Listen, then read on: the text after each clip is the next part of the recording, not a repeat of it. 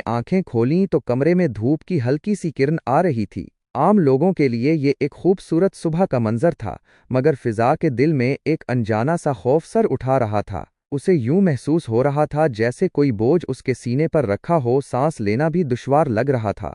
बिस्तर से उठना एक मुश्किल मरहला था। हर काम पहाड़ जैसा लग रहा था। बावर्ची खाने में नाश्ता बनाने की सोचकर ही उसके हाथ पांव ठंडे पड़ गए। क्या होगा अगर कुछ जल गया? क्या होगा अगर कोई दरवाजे पर आ गया? ये बेमानी सवालात इसके दिमाग में घूम रहे थे।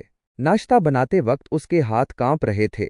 चाय का कप पकड़ना भी एक चैलेंज था। जरा सी आहट पर वो चौंक जाती।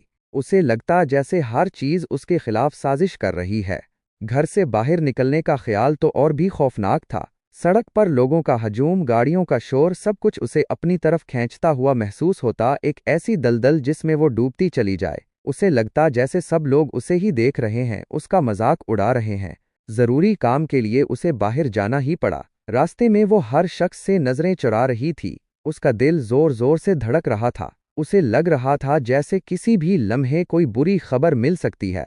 दुकान में दाखिल होते हुए उसे महसूस हुआ जैसे सब की निगाहें उस पर जमी हुई हैं। उसने जल्दी से अपना काम खत्म किया और तेजी से बाहर निकल आई, जैसे किसी मुसीबत से जान छुड़ा रही हो।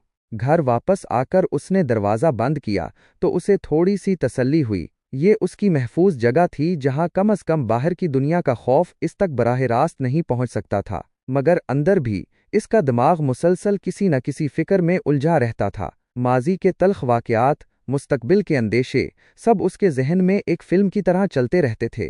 शाम ढलने लगी तो फिजा ने सोचा कि वो कोई किताब पढ़ेगी, मगर हुरूफ उसकी आंखों के सामने नाच रहे थे।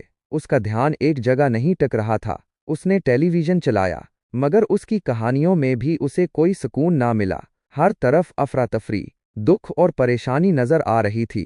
रात हुई तो नींद उसकी आंखों से कोसों दूर थी। बिस्तर पर लेटे हुए वो करवटें बदलती रही। उसका दिमाग खामोश होने का नाम नहीं ले रहा था। उसे यूं लग रहा था जैसे उसके अंदर एक बेचैन रूह कैद हो, जो उसे एक पुल भी सुकून से बैठने नहीं देती। फिजा की जिंदगी ऐसे ही गुजर रही थी। हर नया दिन एक नया खौफ लेकर आता था और हर रात उन अंदेशों में डूब जाती थी। वो एक ऐसी जंग लड़ रही थी जो नजर नहीं आती थी, एक ऐसा बोझ उठाए हुए थी जिसका वजन कोई और महसूस नहीं कर सकता था। उसकी खामोशी के पीछे एक परेशान दिल धड़क रहा था, जो सिर्फ सुकून की एक आहट का मुंतजिर था।